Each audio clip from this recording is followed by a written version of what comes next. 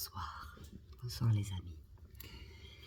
Je parle doucement parce que je ne suis pas toute seule. Il y a une personne qui est en train de se reposer, de dormir. Ceci étant, ne vous inquiétez pas.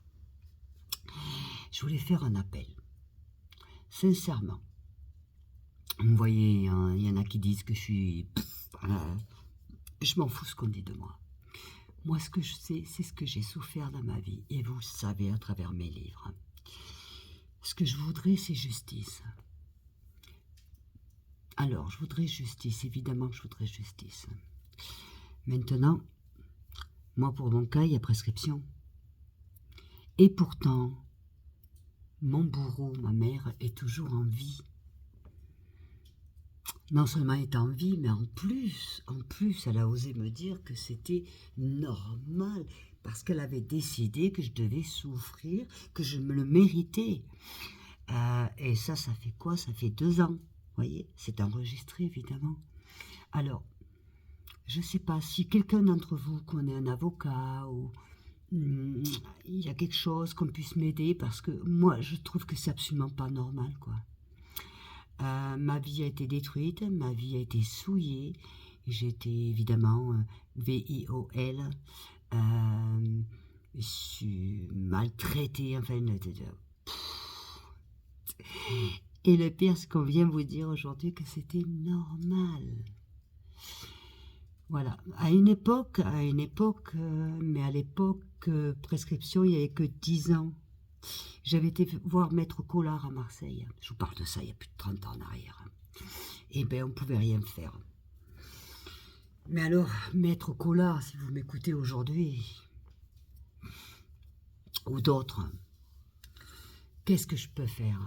J'ai besoin de justice. C'est absolument pas normal ce qui m'est passé, ce qui continue en plus à se passer. C'est absolument pas normal. Voilà, je ne comprends pas qu'une personne, que ce soit moi ou d'autres, on ne puisse avoir aucun recours. Voilà, je ne comprends pas. Donc même s'il y a un citoyen, s'il y a quelqu'un qui puisse me donner une réponse, m'aider, parce que c'est absolument pas normal. Les actes de torture, j'ai passé plus de temps à l'hôpital qu'à l'école, enfin, et tout est démontré, quoi. Je veux dire, c'est les viols, évidemment, hein. Comme si c'est pas suffisant, on continue après sur d'autres trucs. C'est terrible. De toute façon, quand vous voyez que tu peux écrire un livre, donc le premier c'était les oignons crus, suivre avec pourtant tu étais ma maman et abandonnée par les siens, tu penses bien que si tu écris un livre, c'est qu'il y a matière à écrire, parce que je m'appelle pas Brigitte Bardot. Je suis personne de connu, vous voyez. Donc forcément, si vous écrivez pas 1 ni 2, ça fait 4. C'est qu'il y a quelque chose. Moi, là où ça me fait de la peine, c'est que j'ai pas eu d'appel d'un avocat, d'un magistrat pour me dire « Oui, Cathy, non, là on va t'aider, c'est pas normal. Là, non, on arrive à un stade, c'est pas normal. C'est pas normal que cette femme qui dit être ta mère t'appelle, il y a quoi, il y a à peine 2 ans, pour te dire que tu as eu ce que tu te méritais.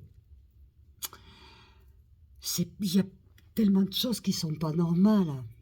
Vous voyez? Voilà. Alors après, en tout cas, je fais cette vidéo parce que j'ai vraiment besoin d'aide. Bon, évidemment qu'un avocat ne va pas m'appeler comme ça, j'imagine, évidemment, ça va de soi. Mais vous, si vous connaissez un avocat, une personne, un magistrat, je ne sais pas, quelque chose, moi j'ai besoin de justice, vous voyez. Oui, aujourd'hui je suis heureuse. Mais parce que je me suis cherché le bonheur, parce que je l'ai creusé, parce que je me suis battue comme une lionne. Je me suis battue, vous ne pouvez pas vous imaginer, toute seule. Toute seule. Oui. Au passage, j'ai eu des amis, mais je me suis battue toute seule. Et chaque fois que je me battais, que je relevais la tête, on me prenait la tête et on me la baissait comme ça. On me la baissait. Et moi, toujours, je la relevais. On me rebaissait et je relevais. Et je relèverai toujours.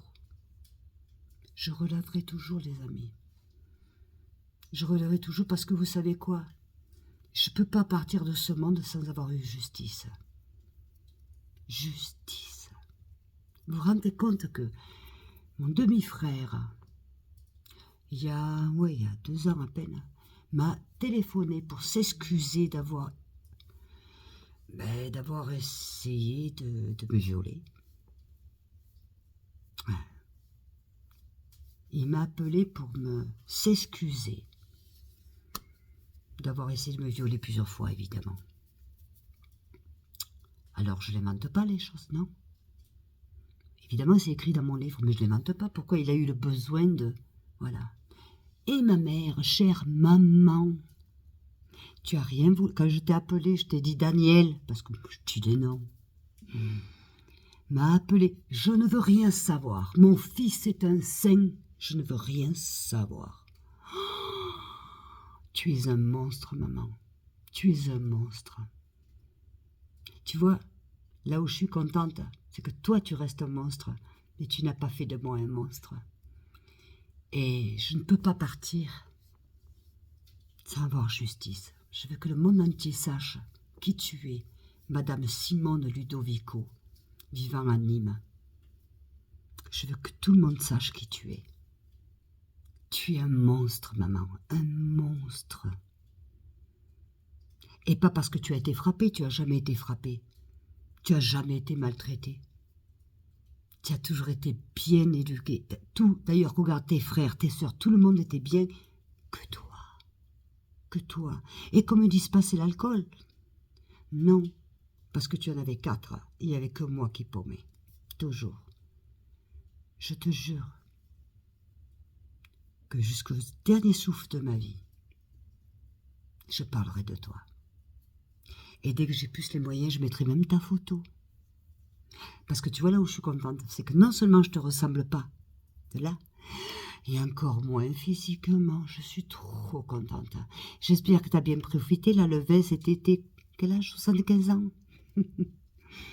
Mais je sais que tu vas vivre encore longtemps. Mais je te jure que je vais pas te lâcher. Maman, je ne te lâcherai pas, maman. Et je pourrais pas te dire merci pour mon bonheur. Mon bonheur, je l'ai. Mais je me le suis cherché toute seule. Tu vois, aujourd'hui, maman. Maman. Maman. On va se retrouver. Je te jure qu'on va se retrouver, maman. Et mes amis, s'il vous plaît, aidez-moi. Aidez-moi. Il doit y avoir justice, c'est pas possible. Je pourrais pas partir sans qu'il y ait justice. Je vous